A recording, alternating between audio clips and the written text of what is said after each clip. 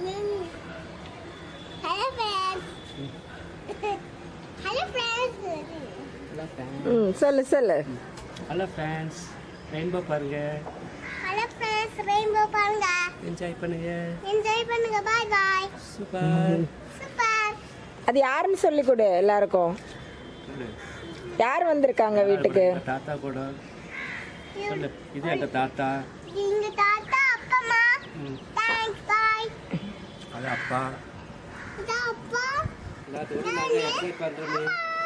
எல்லாத்தையும் ஏனுவல் பார்த்து என்ஜாய் பண்றோம். வேணாம் பாத்து. என்ன சாப்பிட்டுட்டு இருக்கீங்க? இலை சாப்பிட்றோம். என்ன சாப்பிடுறோம்? Bye bye. செம்ம டேஸ்டா இருக்கு. Friends, welcome back to your channel house to home.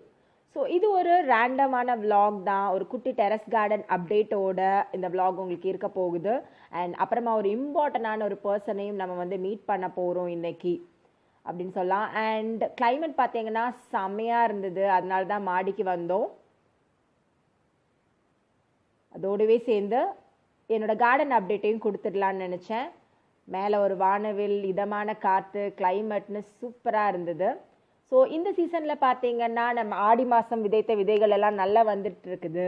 And பொடலங்காய் பாருங்கள் சூப்பராக காய்ச்சிருக்குது. ஒரு 2-3 பொடலங்காய் வந்து காய்ச்சிட்டு இருந்தது. ஸோ ஆல்மோஸ்ட் அறுவடைக்கு டைம் ஆயிடுச்சுங்கிறதுனால என் ஹஸ்பண்டை கூட்டிகிட்டு வந்துட்டேன். ஸோ எனக்கு இது கொஞ்சம் எட்டாது, அதனால் அவங்க வந்து எனக்கு அதை ஹாரஸ் பண்ணுறதுக்காக ஹெல்ப் பண்ணிகிட்ருக்காங்க. ஸோ பொடலங்கால பொரியல், கூட்டு எல்லாமே பண்ணோம். ரொம்ப நல்லா வந்தது. ஸோ எந்த விதமான பூச்சிக்கொல்லி மருந்துகளும் இல்லாமல் நம்மளே நம்ம வீட்டில் விதைச்சி அறுவடை பண்ணுறப்ப அதோட சந்தோஷம் நான் சொல்லி தெரியணும்னு இல்லை, உங்கள் எல்லாருக்குமே ரொம்ப தெரியும் அது. ஸோ இதுக்கு முன்னாடி நான் நீட்டு பொடலங்காய் வளர்த்துருந்தேன், அதுவும் ஒரு தடவை நல்லா வந்தது. இந்த தடவை வந்து ஷார்ட்டான பொடலங்காய் தான்.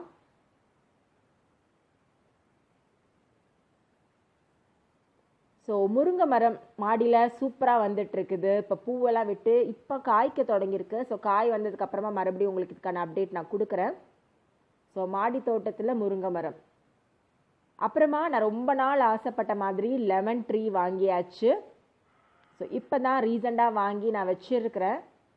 ஸோ இது காய்க்க தொடங்கினதுக்கு அப்புறமா இதோட அப்டேட்டு நான் உங்களுக்கு தொடர்ந்து கொடுக்குறேன். ஸோ கத்திரிக்காய் பாருங்கள்.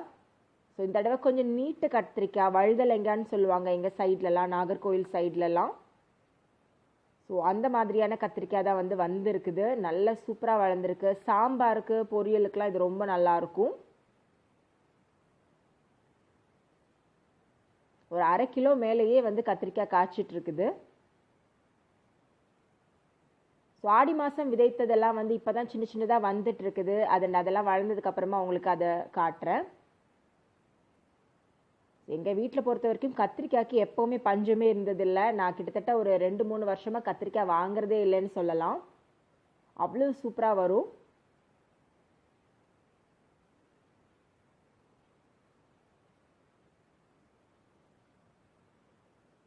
பாருங்கள் எவ்வளோ ஃப்ரெஷ்ஷாக இருக்குதுன்னு.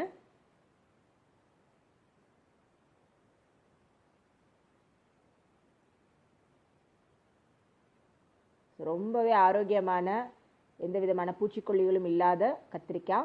அண்ட் இது பார்த்தீங்கன்னா பொன்னாங்கண்ணி கீரை. ஸோ கொஞ்சம் மழை பெஞ்சாலே இந்த கீரையெல்லாம் ரொம்ப சந்தோஷமாக வளருங்கிறதுக்கு இதுதான் அடையாளம். அதே மாதிரி சிகப்பு கீரையும் நல்லா வளர்ந்துட்டு இருக்குது.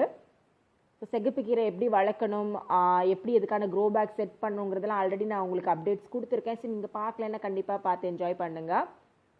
அண்ட் இது பார்த்தீங்கன்னா பச்சைக்கீரை. என்னடா கீரை எப்படி இருக்குன்னு நினைக்க வேண்டாம், விதைக்காக விட்டுருக்கேன். விதை எடுத்ததுக்கு அப்புறமா தான் அதை பிடுங்கி போடணும். பச்சை மிளகா செடி, இது ரொம்ப குட்டியாக நீங்கள் ஆடி மாதம் பார்த்துருப்பீங்க. இப்போ நல்லா வளர்ந்து காய்க்க தொடங்கிடுச்சு.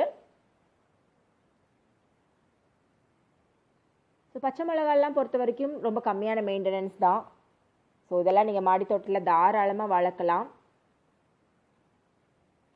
ஸோ இன்றைக்கி ஹார்வெஸ்ட் இது தான். அவரை செடி இப்போ தான் கொஞ்சம் வளர்ந்துக்கிட்டு இருக்குது. இது செடி அவரை வெரைட்டி, கொடி கிடையாது.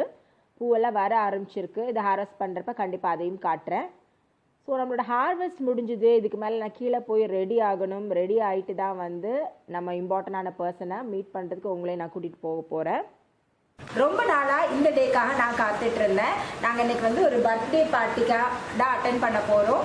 ஒரு குட்டி பாப்பாக்கு பர்த்டே இல்லைடா. ஆக்சுவலி ஹர்ஷிகா கொஞ்சம் உடம்பு சரியில்லை. ஸோ இருந்தாலும் அவளே ரெடி பண்ணி கூட்டிகிட்டு வந்திருக்கிறேன். இவ்வளோ நாள் முகம் தெரியாத ஒரு நபர்னு கூட சொல்லலாம். உங்களை மாதிரி நானும் அவங்கள யூடியூப்பில் ஃபாலோ பண்ணுற ஒரு ஆள் தான். இன்ஃபேக்ட் அவங்களோட ஃபேன் கூட சொல்லலாம். ரொம்பவே நல்ல குக்கிங் பண்ணுற ஒரு யூடியூபர். அவங்க வெறும் மெசேஜில் மட்டுமே காண்டாக்ட் இருந்தது. பட் இன்னைக்கு அவங்க வீட்டில் அவங்க குழந்தைக்கு பர்த்டே. ஸோ நான் அதுக்காக தான் நான் வந்து கிளம்பியிருக்கோம். அங்கே தான் நான் வந்து உங்களையும் கூட்டிகிட்டு போக போகிறேன். ஸோ வாங்க போகலாம். ஸோ நாங்கள் கிளம்பியாச்சு. இப்போ போயிட்டுருக்குறோம். வர வழியிலேயே வந்துட்டு சிங்கப்பூர் ஷாப்பி ஒன்று பூந்தமல்லியில் இருக்குது. நிறைய கலெக்ஷன்ஸ் இருக்கும். டாய்ஸ் ஆகட்டும், கிச்சன் யூட்டன்சில்ஸ் ஆகட்டும், கிஃப்ட் ஐட்டம்ஸ், இந்த மாதிரி நிறைய கலெக்ஷன்ஸ் அங்கே இருக்கும். ஸோ குழந்தைக்கு ஒரு கிஃப்ட் வாங்கியிருக்கிறேன். அண்ட் பிரியாக்காவும் ஒரு கிஃப்ட் வாங்கியிருக்கிறேன். ஸோ வாங்கியாச்சு. இப்போ நம்ம போயிட்டுருக்கோம். அங்கே போயிட்டு மறுபடியும் பார்க்கலாம். அண்ட் இப்போ நம்ம ரீச் ஆயாச்சு. டெக்கரேஷன்லாம் பார்த்தீங்கன்னா ரொம்பவே சூப்பராக பண்ணியிருந்தாங்க. சிம்பிள் அண்ட் ஹம்பிளாக ரொம்பவே நல்லா இருந்தது. குழந்தையோட ஃபோட்டோஸ் எல்லாம் வச்சு இந்த மாதிரி ஒரு காலேஜ் பண்ணியிருந்தாங்க. 1 அப்படிங்கிற ஷேப்பில் ரொம்ப சூப்பராக இருந்தது. ஒவ்வொரு விஷயத்தையும் அவங்க பார்த்து பண்ணியிருந்தாங்க. என்டையர் டெக்கரேஷனுமே வந்துட்டு எல்லோ அண்ட் ப்ளூ தீமில் சூப்பராக பண்ணியிருந்தாங்கன்னு தான் நான் சொல்லுவேன். ஹர்ஷிகா பார்த்தீங்கன்னா ரொம்ப எக்ஸைட்டடாக இருந்தா. ஏன்னா குட்டி பாப்பா பார்க்க போகிறோம் அப்படிங்கிறதுனால. ஸோ கிஃப்டையும் நான் தான் கொடுப்பேன் அப்படின்னு சொல்லிட்டே இருந்தா.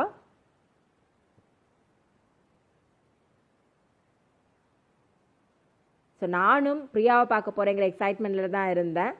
ஸோ பிரியா, ஹஸ்பண்ட், குழந்தை எல்லோரும் வந்தாச்சு. ரொம்ப ஹாப்பியாக இருந்தாங்க. அவங்க ஹாப்பினஸை பார்க்குறதுக்கு எனக்கும் ரொம்ப ஹாப்பியாக இருந்தது. கேக் கட் பண்ணுறப்ப கூட ஹர்ஷிகாவை கூட்டிகிட்டு போய் பக்கத்தில் நிப்பாட்டி வச்சுக்கிட்டாங்க. அவங்கள நான் ஃபர்ஸ்ட் டைம் மீட் பண்ணுறேன்.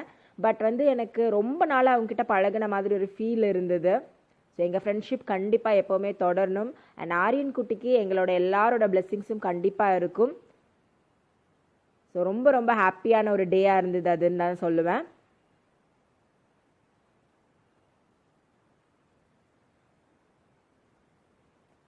ஸோ பார்ட்டி முடிஞ்சதுக்கப்புறமா வீட்டுக்கு கிளம்பிட்டோம். ஸோ கண்டிப்பாக இந்த விலாக் உங்கள் எல்லாருக்கும் ரொம்பவே பிடிச்சமானதாக இருந்திருக்கும் நான் நம்புகிறேன். மறுபடியும் ஒரு இன்ட்ரெஸ்டிங்கான எபிசோடில் உங்கள் எல்லாரையும் நான் மீட் பண்ணுறேன். தேங்க்ஸ் ஃபார் வாட்சிங் ஹவுஸ் டு ஹோம்.